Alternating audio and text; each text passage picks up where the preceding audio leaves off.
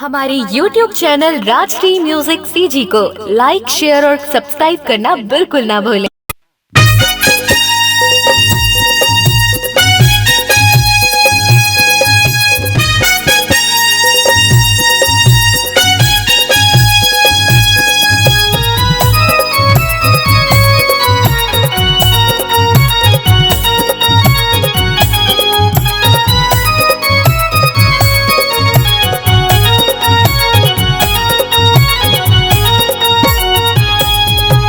माया के गोठिया ले वो और मोबाइल के नंबर मिला ले वो।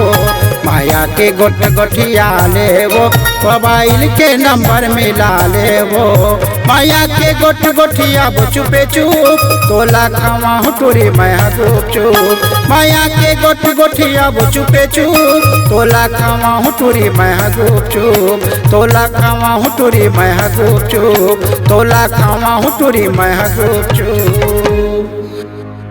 मोर मोबाइल के नंबर मिला ले वो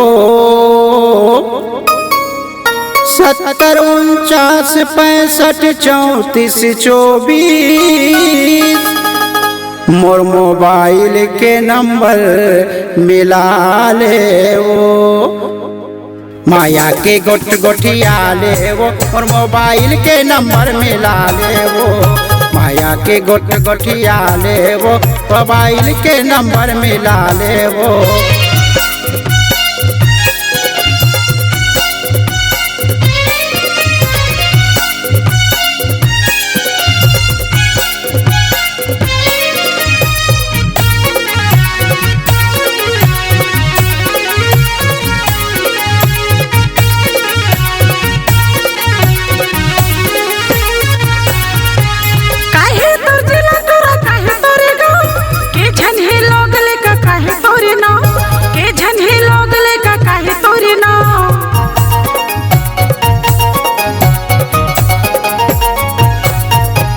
जिला बलौदा टूरी नवा मोरे गाँव अटल कुंवर हम लिखा मोरला।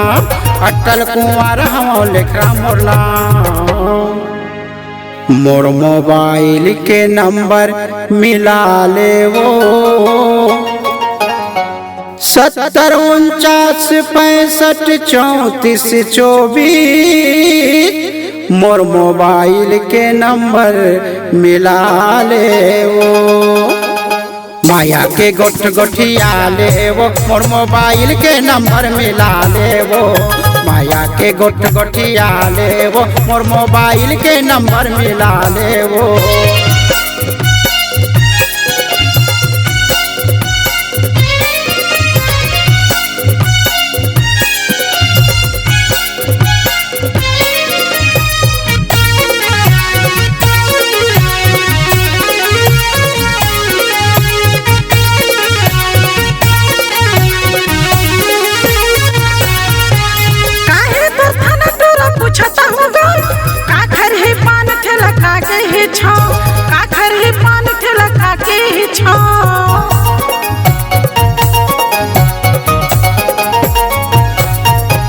थाना पलारी टूरी पूछता बेगाँव कोने के पान ठेला मुआ के छा।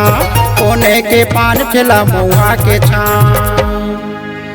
मोर मोबाइल के नंबर मिला ले वो 70 49 65 34 24।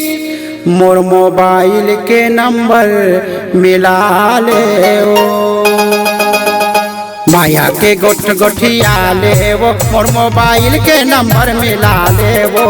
माया के गोठिया ले वो मोर मोबाइल के नंबर मिला ले वो। माया के गोठिया वो चुपे चुप तोला खावा टूरी मैं गुप चुप। माया के गोठिया वो चुपे चुप तोला खावा टूरी मैं गुप चुप। तोला खावा टूरी मैं गुप चुप। तोला खावा टूरी मैं गुप चुप। मोर मोबाइल के नंबर मिला ले वो 70 49 65 34 24। मोर मोबाइल के नंबर मिला ले वो। माया के गोठ गोठिया ले वो, मोर मोबाइल के नंबर मिला ले वो। माया के गोठ गोठिया ले वो, मोर मोबाइल के नंबर मिला ले वो। माया के गोठ गोठिया ले वो, मोर मोबाइल के नंबर मिला ले वो। माया के गोठ गोठिया ले वो, और मोबाइल के नंबर मिला ले वो।